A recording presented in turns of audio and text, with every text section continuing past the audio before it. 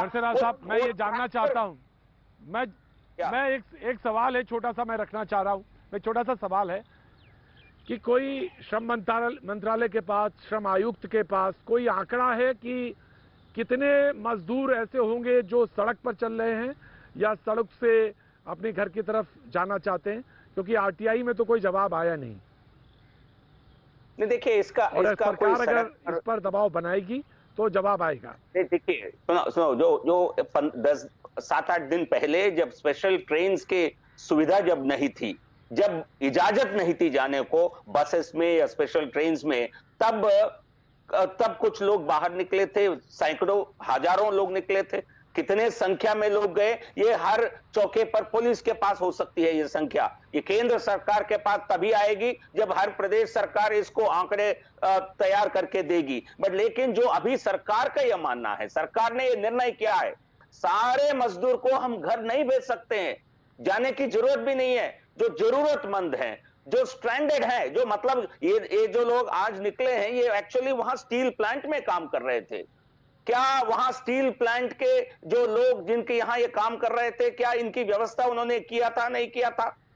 और वहां के स्थानीय प्रशासन क्या कहेगी? मैं मानता हूं ये बड़ी एक प्रोब की एक विषय है। ये रेलवे ने अपनी तरफ से रेलवे प्रोब अनाउंस किया है, लेकिन प्रदेश सरकार को भी इस पर एक इंक्वायरी करनी चाहिए कि ये जो स्टील प्लांट में काम करने वाले मजदूर, जिनको 150 किलोमीटर चलने की क्या जरूरत थी, जब ये ट्रेन वहां से निकल रही थी, इनको बसेस में भेजने का व्यवस्था क्यों नहीं किया गया? व्यवस्था का पालन क्यों नहीं हुआ? ये इंक्वायरी का विषय है। राइट साहब, टेकन योर पॉइंट। और आज कोई बहस नहीं, आज सीधा सवाल है राजीव त्यागी जी, क्यों ना राज्य सरकार को दोषी माना जाए? राज्य सरकार क्यों नहीं इंश्योर कर पाई और 16 मजदूर मौत हो गई? क्यों नहीं दोषी ठहराया जाए उन्हें? राज्य में यदि बीजेपी की सरकार होती तो आप ये प्रश्न ही नहीं पूछते। कांग्रेस की सरकार हो या विपक्षी दलों की सरकार हो तो सारा दोष राज्य सरकारों का है। इसके अलावा केंद्र सरकार का कतई दोष नहीं है। और हम कोई आलोचना करने के लिए नहीं बैठे हैं, हम तो सकारात्मक विपक्ष के रूप में कुछ सजेशन देने का काम कर रहे हैं। बिल्कुल आराम से कहिए, बिल्कुल बेहिचक होके बोलिए, जो इच्छा हो वो बोलिए। मैं ये चाहता हूँ कि ये 16 हैं, ये 32 ना हो, 64 ना हो, 100 ना हो, कहीं और वो सब अपने अपने घर पहुंच जाए। आप जो कुछ कहना चाहें कहें, लेकिन मजदूरों को उनके घरों तक पहुंचाए। कोई बहस नहीं, कोई पैनल में कोई झगड़ा नहीं। राजीव त्यागी। प्रतीक जी, जो आज हादसा हुआ है उस हादसे को निश्चित रूप से मानवता शर्मसार हुई, इसमें कहीं कोई दो राय नहीं है।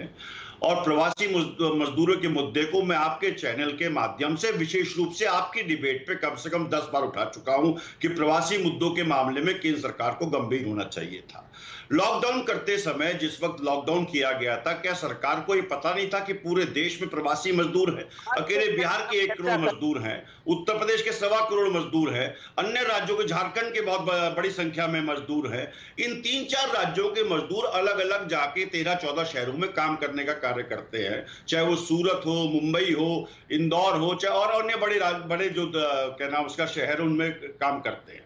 मेरा सरकार से बहुत स्पष्ट कहना है कि आपने क्या नाम उसका वो तस्वीरें तो देखी होंगी जब पैरों में छाले पड़ गए लोगों के, जबकि हवाई चप्पल पहनने वालों को हवाई जहाज की यात्रा कराने की बात कही गई थी, लेकिन लोगों के पैरों की चप्पल साफ हो गए और उनके पैरों में छाले पड़ गए। इसका कोई वली वारिस नहीं है। लोग 100-100 किलोमीटर, 500-500 किलोमीटर, 1000 किलोमीटर साइकिल पे जा रहे हैं, दम तोड़ रहे हैं, उसका कोई वली वारिस नहीं है। लेकिन राज्य सरकार की गलती है साहब कि राज्य सरकार ने कोई व्यवस्था नहीं करी। लेकिन मैं पूछना चाहता हूं, केंद्र सरकार ने कौन सी व्यवस्था करी? केंद्र सरकार के लॉकडाउन में इस तरह से मजदूर सड़कों पे क्यों आ गए? मजदूरों को ऐसा भय क्यों हुआ? क्यों उनको रोटी नहीं मिल पाई? क्यों उनको उद्योगपति से लेके, सरकार से लेके, समाज की तरफ से